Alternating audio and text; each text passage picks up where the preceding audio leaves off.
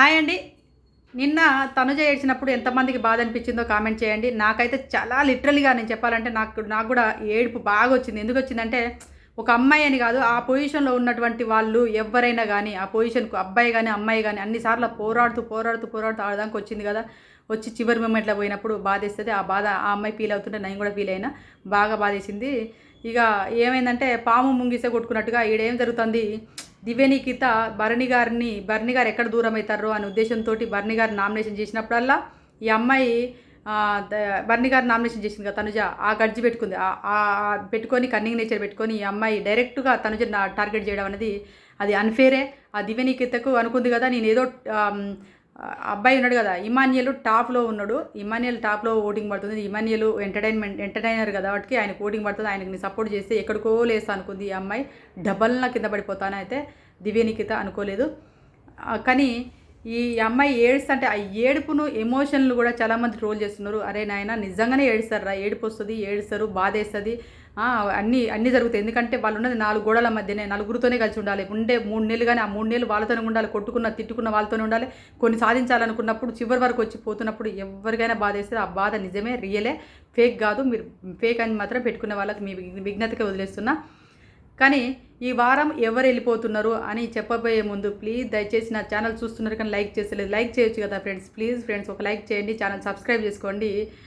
నాకు కూడా నా ఛానల్ కూడా సపోర్ట్ చేసినట్టు ఉంటుంది కదా. ప్లీజ్ ఫ్రెండ్స్ సపోర్ట్ చేయండి.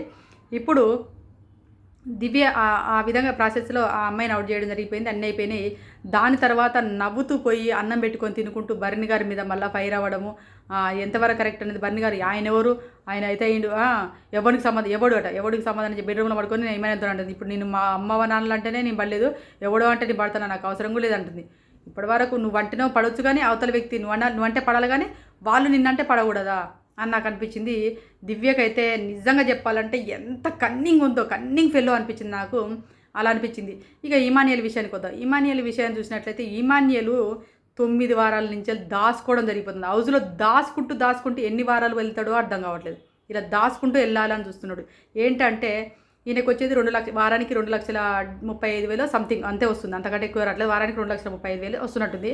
హాయిగా ఇన్ని వారాలు ఉంటే నాకు అన్ని వారాలు డబ్బులు వస్తాయి, నేను ఎట్లాగో విన్నర్ గాను, బయట నుంచి వచ్చిన వాళ్ళు తనుజ విన్నర్ అంటారు. ఇటు పక్క ఒక ఆయన వచ్చిండు, పిఠాపురం నుంచి వచ్చిన అంకుల్ ఒక ఆయన మన కళ్యాణ్ నేను తెత్తి పొగిడిండు. కళ్యాణ్ అన్న విన్నర్ అవుతాడు, తనుజన్న విన్నర్ అవుతుంది. ఇక నేను ఎట్లాగో ఎంటర్టైనర్ విన్నర్గా చూడాలనుకోవట్లేదట్టుంది వీళ్ళందరూ. నేను విన్నర్ కాలేను. ఇక ఎట్లా పడి నేను 15 వారాలు ఉండాలి, సూట్ కేసు వస్తుంది, ఆ సూట్ కేసు ఎత్తుకుంటా, అదొక కొంత అమౌంట్ ప్లస్ ఇదొక కొంత అమౌంట్ అన్నట్టుగా, ఒక్క నిమిషం, అదొక కొంత అమౌంట్ ఇదొక కొంత అమౌంట్ నాకు వస్తుంది అనే ఉద్దేశంతో ఏం చేస్తుండడు. ఇక నేను 15 వారాలు ఎలా సేవ్ అవ్వాలి, ఎలా సర్వే అవ్వాలి, హౌస్లో ఎవరితోని గొడవలు పెట్టుకోకూడదు.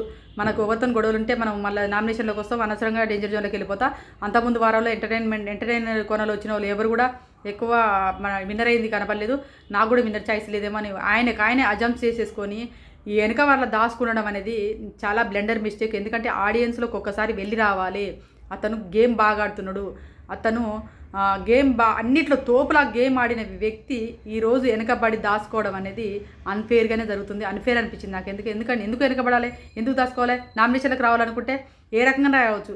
క్యాప్టెన్ అవ్వాలనుకున్నప్పుడు ఈరోజు క్యాప్టెన్ వద్దురా నాకు అని అనుకోవాలి. ఎందుకంటే 2 వారాలు ఆల్రెడీ నేను 2 వారాలు క్యాప్టెన్ అయినా, ఒక వారం వాళ్ళ అమ్మ కోసం సాక్రిఫైస్ చేసిన, మళ్ళీ ఈ వారం నాకు క్యాప్టెన్ ఎందుకు, నేను ఏదో ఒక రకంగా సాక్రిఫైస్ చేసిన అనుకో, ఈరోజు క్యాప్టెన్ అరే వాళ్ళ కానోళ్ళకి ఇచ్చేయండి అని అన్న కూడా ఈరోజు ఇంత ఎత్తున ఉండేవాడు.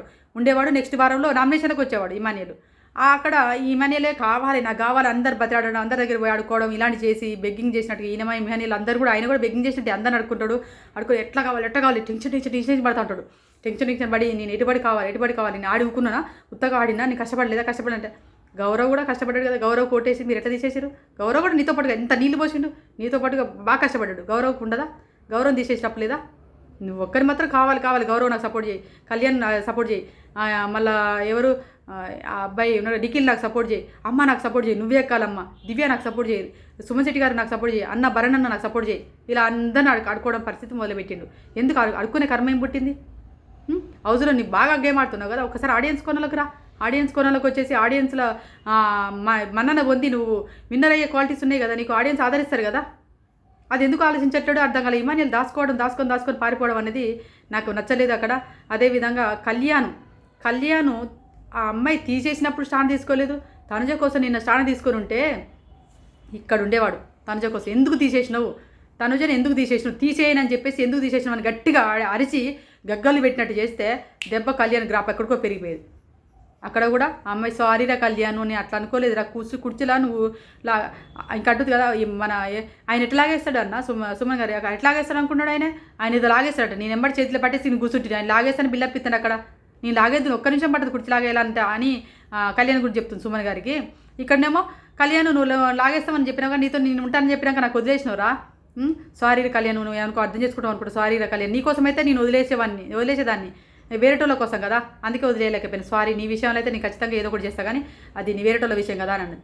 వేరేటోళ్ళ విషయాన్ని నేను సపోర్ట్ చేస్తున్నా అన్న పర్సన్కి నువ్వు సపోర్ట్ చేస్తానంటేనే కదమ్మా నీకు కుర్చీ ఇచ్చింది అని చెప్పేసి గట్టిగా మాట్లాడుంటే ఇలా గ్రాఫ్ పెరిగేది. ఆ అబ్బాయి అక్కడ నోరు లేవదు, ఈయన తీసేసినప్పుడు నోరు లేవదు. పుసుక్కున కంటెండర్ నుంచి వెళ్ళి ఆ అబ్బాయి శ్రీనివాసు ఆ అమ్మాయిని తీసేస్తే దివ్యనికేతన్ తీసేస్తే ఎంత అల్లరి చేసింది, ఎంత గగలు పెట్టింది. ఈయనను కంటెండర్ నుంచి తీసేస్తే ఎందుకు లెల్లి పెట్టట్లేడు అర్థం కావట్లేదు, ఎందుకు స్టాండ్ తీసుకోవట్లేదు అర్థం కావట్లేదు. ఈయన స్టాండ్ తీసుకోలేకపోతాను, ఈయన కళ్యాణే తగ్గించుకుంటానంటే అనిపించింది నాకైతే. మీకు ఎలా అనిపించింది కళ్యాణ్ విషయంలో కామెంట్ చేయండి. నాకైతే నచ్చలేదు. ఇమ్మాన్యుయల్ విషయం కూడా నచ్చలేదు. ఎందుకు డ్రాప్ అవుతున్నారు, ఎందుకు బ్యాకప్లో దాచుకోవాలనుకుంటారో అర్థం కావట్లేదు. అమ్మాయి నోరుకు భయపడుతున్నాడో అనిపించింది కళ్యాణ్. ఆ అమ్మాయికి నోరు భయపడుతున్నాడు. అదే రీతు చౌదరి అయితే చెయ్యేస్తే చెయ్యి ఆయన ఏదో వాళ్ళ నుంచి వెళ్ళి కెప్టెన్ రేసు నుంచి తప్పించిందని చెప్పేసి చెయ్యి డిమాండ్ పవన్తో 3 వారాలు మాట్లాడలేదు. ఇప్పుడు దివ్యనికిత కదా తోకపుట్టు తిరుగుతాడు వెనక మళ్ళీ పోయి ముచ్చట పెట్టుకుంటా హాహా నవ్వు కూడా కూర్చుంటాడు. ఎందుకు అర్థం అవ్వట్లేదు. మరి ఆ దివ్యనికిత టాప్లో ఉందని ఎవరని చెప్పిరా ఆయనకు, ఎందుకు అలా భయపడుతున్నాడో అర్థం అవ్వట్లేదు కళ్యాణ్. ఆయన గ్రాప్ ఆయన తగ్గించుకుంటాడు. రేపు నామినేషన్లో చేస్తాడో చేయడు చూద్దాం. నామినేషన్లో చేయకపోతే మాత్రం విన్నింగ్ రేస్ నుంచి వెళ్ళి కళ్యాణ్ డ్రాప్ అవుట్ అయినట్టే. నామినేషన్లో దివ్యనికిత నామినేషన్ చేయకపోతే ఆయన ఇక వేస్ట్ అన్నట్టే. మీరు ఏమనుకున్నా పర్లేదు, విన్నింగ్ రేస్ నుంచి వెళ్ళి వెనకబడిపోతాడు కళ్యాణ్ నేను అనుకుంటున్నాను.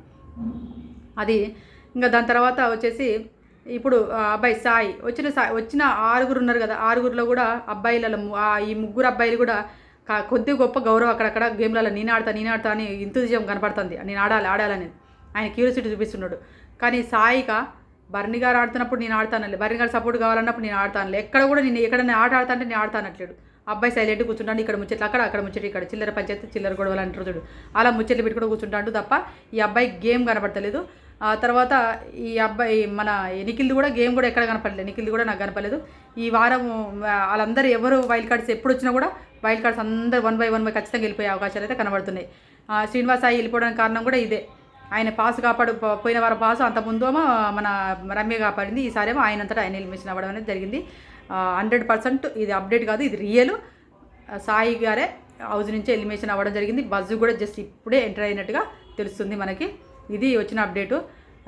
దివ్య ఈ వారం ఖచ్చితంగా నామినేషన్లకు వచ్చిందనుకోండి, దివ్యకు ఖచ్చితంగా కళ్యాణ్ ఫ్యాన్సే కానీ తనుజ ఫ్యాన్సే కానీ దివ్యను బయటికి పంపే ప్రయత్నంలో అయితే ఉన్నారు. దివ్య చేసింది కొంతమంది రైట్ అనుకుంటారు, దివ్య చేసింది రైటు, ఆ అమ్మాయి చేసింది తప్పు అని అంటారు. దివ్య చేసింది రైట్ ఎక్కడి నుంచి అయిందో తెలియదు. అక్కడ క్యాప్టెన్ 2 సార్లు క్యాప్టెన్ అయిన పర్సన్కి సపోర్ట్ చేసినటువంటి ఏ సీజన్లో కూడా ఎవరు కూడా సపోర్ట్ చేయలేదు. ఈ అమ్మాయి సపోర్ట్ చేసేది ఏం ఎలుగబెడదాం అనుకున్నది అర్థం కాలేదు, ఏం సాధిస్తా అనుకున్నది అర్థం కాలేదు. ఆ విధంగా చేయడం అనేది రాంగ్ బటన్ నొక్కినట్టు అనిపించింది. ఈమె ఎలిమినేషన్ బటన్ ఏవి రెడీ చేయండి రా బాబోయ్ నొక్కినట్టు అనిపించింది నాకైతే. ఎందుకంటే అక్కడ ఎంతో ఎమోషనల్ పెట్టుకొని ఎమోషనల్తో ఆడుతున్నారు. రీతు చౌదరి కానీ తనుజ కానీ మీ క్యాప్టెన్ అవ్వాలని ఒక కోరిక పెట్టుకొని ఒకటి వాళ్ళలో బలంగా నింపుకొని ముందుకెళ్ళాలి. ఇక్కడనే డీలింగ్స్ కూడా కుదుర్చుకుంది. ఈ వారం నేను 9th వీక్ అనేది నాకు క్రూషియల్ డే, ఎందుకంటే నాకు ఇంపార్టెంట్ డే. నాకు మా నాన్నమ్మ అన్నది నువ్వు ఒక 2 వారాలు కూడా నువ్వు హౌస్లో ఉండలేవు అని చెప్పేసి, అంటే నేను ఖచ్చితంగా ఉంటానా అని, నేను ఖచ్చితంగా ఉంటా. నేను ఈ వారము అంటే 9th వీక్ క్యాప్టెన్ అయితే 9th season 9th week captain అయితే నాకు లక్కీ నెంబర్ కదా, నేను ఖచ్చితంగా ఆ వారంలో నేను క్యాప్టెన్ అయితే నాకు లక్కీ నెంబర్లో అని చెప్పేసి నేను వచ్చేసిన. ఈ 9th వీక్ అవ్వాలనే ఉద్దేశంతో వచ్చిన నేను, కానీ కాలేకపోయినాను బాధపడుతుంది అమ్మాయి. ఆ బాధల్లోనే రీతు చౌదరిని రిక్వెస్ట్ చేసింది, నేను నెక్స్ట్ వీక్ నీకు ఖచ్చితంగా సపోర్ట్ చేస్తా, ప్లస్ ఆ పవర్ ఉంది కదా, పవర్ నీకోసం వాడతా, నా కోసం వాడతావు అంటే నీకోసం వాడతా అని చెప్పేసి కూడా మాట తీసుకుంటుంది.